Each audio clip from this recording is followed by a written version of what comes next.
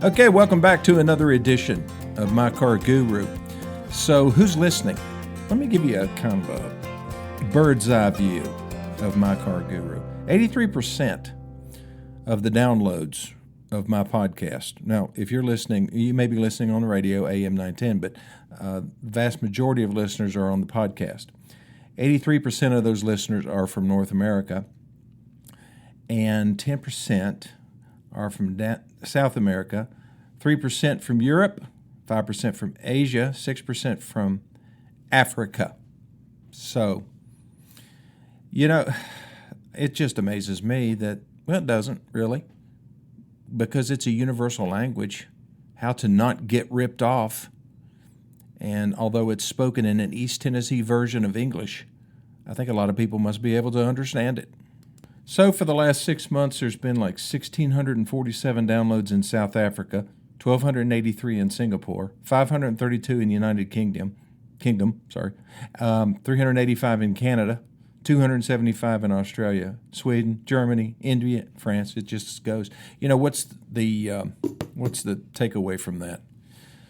Well, I don't know. I think people don't want to get ripped off by a car dealer. They also want to make good car buying decisions, whether they're trying to buy a Lada in Yugoslavia or a Geely in China or a Buick in Schenectady, New York. Got a bunch of listeners up there too. And it is a shame that these people feel vulnerable when they go to buy a car. Not everybody. You may not. I don't think most people do. I think more people should, based on what I have seen. It is fraught with all kinds of pitfalls if you're not paying attention, and that's unfortunate. But I guess that could be true. I mean, if you hire the wrong plumber, right? Have you ever had a problem with a subcontractor, somebody that comes into your house to do work? Boy, I have. I got ripped off by this company that was supposed to seal in my crawl space underneath my house. And I didn't know anything about that. It looked really good when he got done. And his price was about 75% of what a big name brand competitor of his was. And that made sense to me. Since he's kind of an independent, I thought he could save me some money. Boy, he did save me some money. But he didn't do what he was supposed to do after having several problems and people coming and inspecting what was done after the fact. They said, Lenny, your crawl space is not really encapsulated. It's just covered with a lot of plastic. So I wasn't real happy with that. So I was vulnerable, right? So who is vulnerable in the car business? Well, I made a little list. I don't see a lot of first-time buyers coming in by themselves, but first-time buyers are vulnerable. They don't have the experience in negotiating. They don't understand financing. And they wouldn't spot a dishonest dealer tactic if it hit them right in the face. So typical pitfalls for those people: they overpay, they accept high interest rates because they're not watching, they accept unnecessary add-ons, things that they really don't need. Like a lot of those products that are sold in the finance office are great products for the right people. Extended warranties, gap insurance. GAP stands for Guaranteed Asset Protection, and it's basically an insurance policy that you're paying for over and above your car insurance. It doesn't protect you if you have a wreck. However, it does protect you if you have a wreck and the insurance company wants to pay you a certain number, but your payoff is a whole lot higher than that number. Then it steps in and pays that difference, that gap, so to speak. So, there are other products like prepaid maintenance, and that's okay. If you want to get that out of the way. What I've seen is that only about 60% of the people, this is a nationwide statistic, only about 60% of the people use the prepaid maintenance that they paid for. They forget they have it, and they end up going to Jiffy Lube or someplace like that. And so that was wasted money. And then all the different protection packages to protect your wheels and your paint and all those different things, they're okay. They're fine. Sometimes the stuff that dealers put on is not near as good as the stuff that you would when I'm talking about paint protection, like paint protection film, window tinting, stuff like that.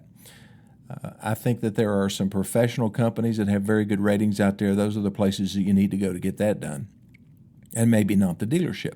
So anyway, those are the kind of products that we're talking about. Who else is vulnerable? Well, elderly buyers. Also less familiar with modern pricing, online research tools, don't really know how to do research online because they don't have a computer and they're still using a flip phone if they have one of them. They're in danger of being upsold. Again, just like the inexperienced buyer, paying too much and not understanding finance terms. Just the general trusting nature of the elderly. And then the bandits, the unscrupulous people who would take advantage of them, who I'd love to throttle personally. I guess if there was a language barrier, let's say you're Hispanic or Yugoslavian or whatever, and you couldn't understand exactly what's being said, it's always better to take an interpreter, I would think. I haven't seen that happen. Well, I've seen some deaf customers come in before, and they either wrote down on a piece of paper or they were doing sign language with somebody who could interpret that and then translate it to us. I tell you, one of the largest groups to get taken advantage of are credit-challenged buyers. People with bad credit. They may feel desperate and assume they have to accept any offer because they've been turned down at so many other places. I've seen, over the years, I've heard of customers being talked to differently once the sales manager or whoever, the salesperson, finds out that they have a low credit score. And I'll tell you who the main culprit is in any car dealership that determines whether or not they're going to play games, whether or not they're going to be straightforward with pricing and things like that, or if they're going to, use four-square negotiation techniques, which we've talked about before. It's not the salesperson's fault. He is being held accountable by a sales manager. We call that guy typically the desk manager. That's the guy that sits behind the curtain number 3 that you don't get to see when you're negotiating a deal. That's the guy that the salesperson disappears to go talk to and then comes back with a different offer. He's the guy that creates the offer in the first place that's coming to you. And he has put words in the mouth of the salesperson if the salesperson is inexperienced. If they're experienced, they probably already know the words that are going to make that sales manager happy. But he's the guy that controls the culture of the store. And whether they are doing illegal things and or unethical things, that's the guy. Could you blame the dealer, the guy who owns the business? Well, yes, you could. But he's detached from that in many cases. He's not right in the middle of every negotiation. And he can have an unscrupulous sales manager working for him, which I did back, especially I got nailed in the 90s by a guy that really took advantage of me and really created a culture within a culture. And it lasted about 6 months, and we were doing really well. And then I found out, had a salesperson come in that was quitting, and he ratted him out. And I immediately took action, fired the guy, and he actually said, I wondered how long this was going to take. Can you believe that? Okay, I'm going to take my first break. I'll be back here in just a minute.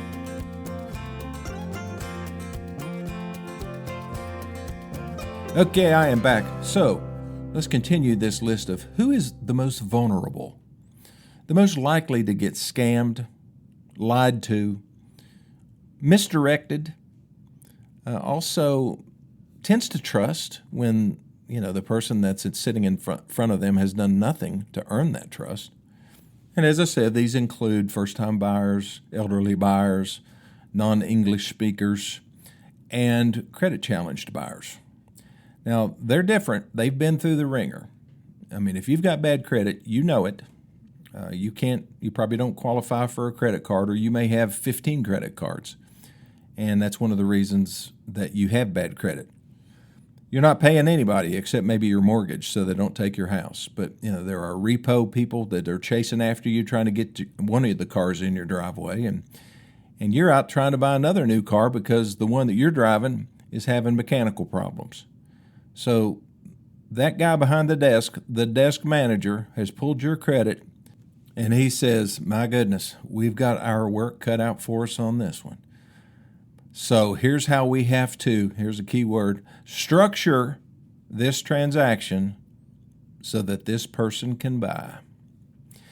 And when he says structure, that's when the lion starts. That's when he takes a credit application from a customer and he asks the customer to leave a couple sections blank, namely their income. I mentioned this the other day. If you have a salesperson or a sales manager that says, just fill out this credit application, we're going to take some information. I need you to sign this. Well, you haven't put my income down yet. No, let us take care of that.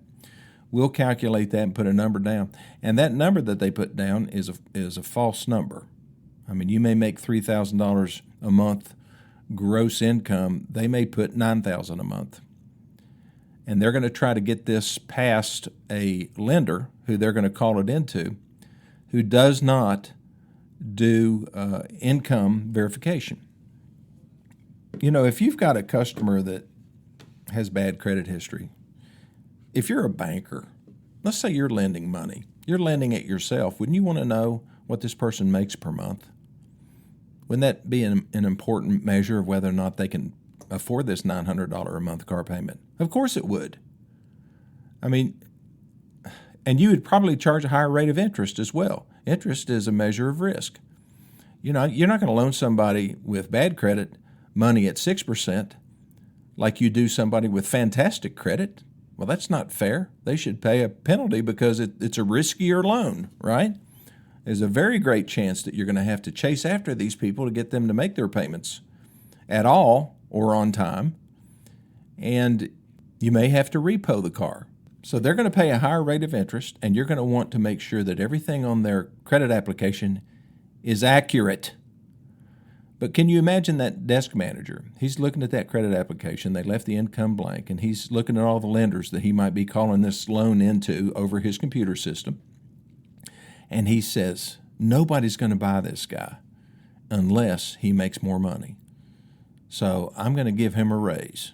I know he only makes $3,000 a month. I'm going to put that he makes $9,000 a month and see which bank will buy it. And if they require proof of income, then I won't use their paperwork. I'll print it on somebody else's paperwork. So let me explain a little bit more background information. A car dealer does not lend money, okay?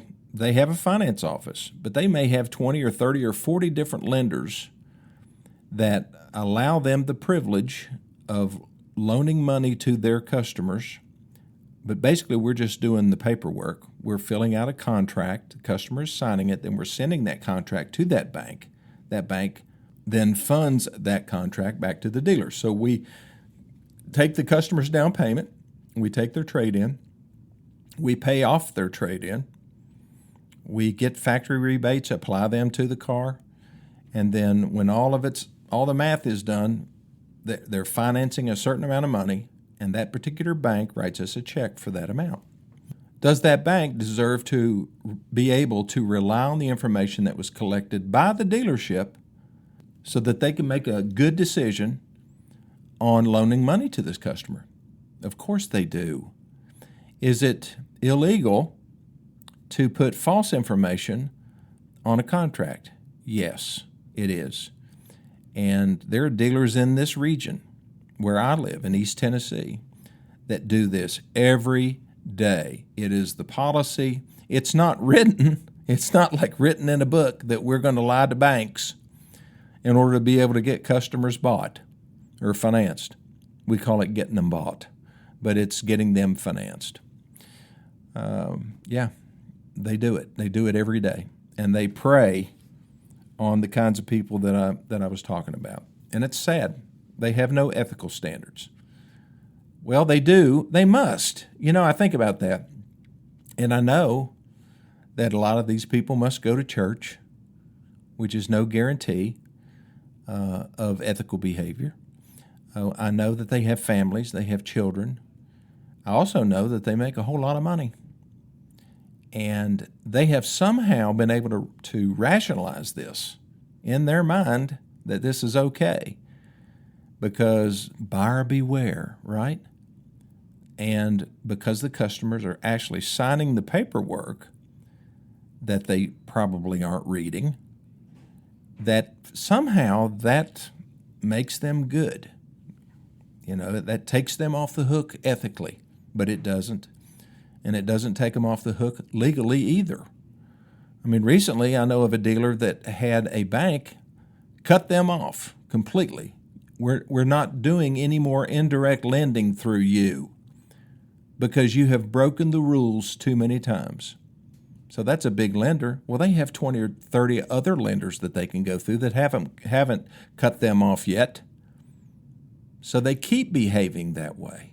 And don't you know that if they're willing to break the law and to do that to a bank, which could be a federal or a state institution, if they're willing to take that risk, don't you know that they're willing to lie to you about the vehicle that you're buying, whether it's ever been wrecked or not, whether it has a salvage title, whether it's, they may tell you, well, it's a one owner. That's right. The one owner was Hertz rental car. It might have had one owner, but it had 10,000 different drivers. But they tell you it's a one owner.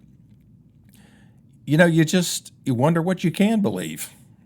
Not much, based on my experience. Okay, who else is vulnerable? Well, emotion-driven buyers, and I've talked about this a lot, is when you lead with your emotions and not with your logic. When you go in to buy a car, you gotta put that emotional thing aside. Make a good decision, buy the right car, test drive it, of course, and go home and think about it before you make a final decision. And look at the numbers. Have them print out a buyer's order or a sales contract so you can look at it.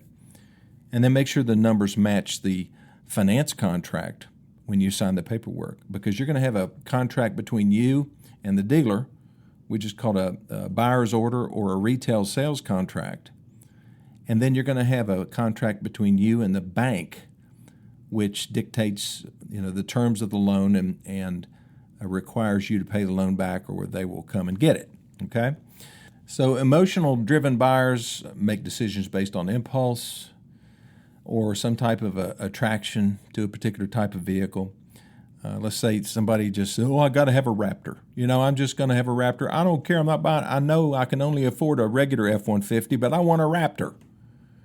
So the dealership falsifies the income information so that he qualifies to buy a Raptor because the payment is $1,500 a month instead of $750 a month.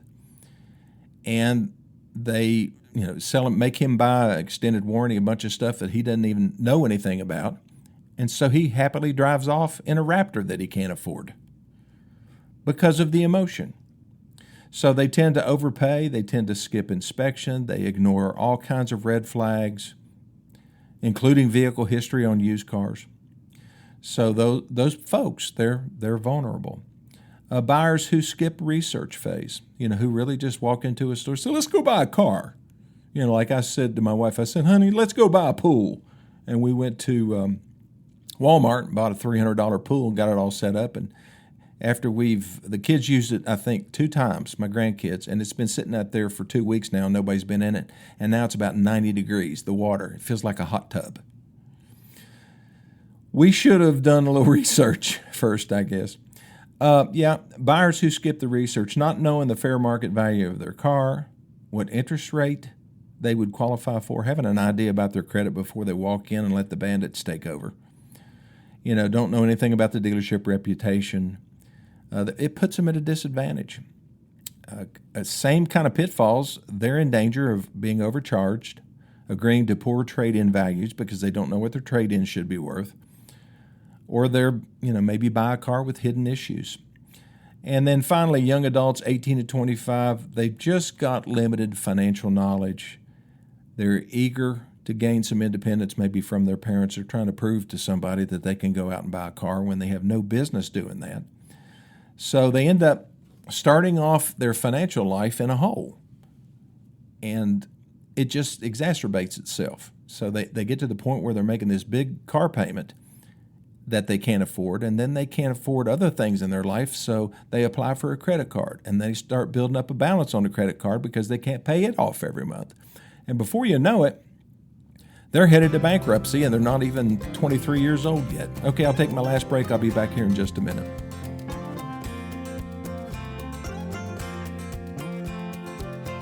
So how do you know you're dealing with a bandit, a crooked car salesperson, or a desk manager that has created a culture of unethical behavior and illegal behavior? First thing that you're going to notice is they're going to want credit information from you as soon as possible. They want to know who they're dealing with. Some dealers call it a 5-liner credit application: name, address, income, where they work, and if they have a mortgage, or do they pay rent or whatever. It's a 5-liner. They're trying to get as much information up front. Completely changes their sales tactics. Don't give them that information. Tell them you're there to look at cars, not to qualify for credit. That's not your issue right now. I don't care if you do have a low beacon score and you've been turned down every place else. Even though you've been irresponsible, you deserve to be treated like a human being. And if you jump into that credit swamp too soon, then you're going to lose all of your choices.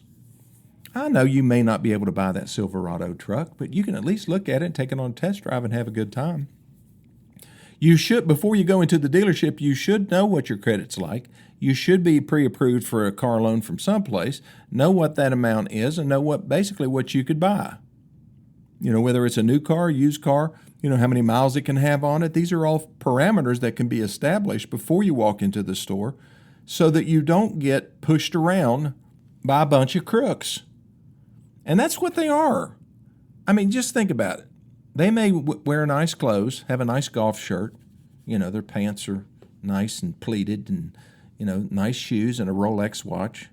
I mean, they look prosperous, but, they've never robbed a bank, and, they wouldn't steal money from somebody under normal circumstances, but they'll steal your money because they have rationalized it and decided that it's okay because that crooked sales manager in the showroom taught them how to do it and told them that it's okay. And then they start making these big paychecks, and the next thing you know, they are corrupt. Now, a lot of these places, if you are out on the lot, stay out on the lot. Tell them, no, I don't want to go inside. I just want to look at cars. I want to look at this one. I want to look at that one. If you succumb and you go inside, then you're on their turf, and that's when the games will start. And the first thing they'll try to do is sit you down and get some credit information. I'm telling you, that's what's going to happen. That's when you know you're in the wrong place. Okay, thanks for listening to this edition of My Car Guru. If you have a question, call me 423-552-2020 or send me an email to LennyLawson2020@gmail.com, and I'll see you next time.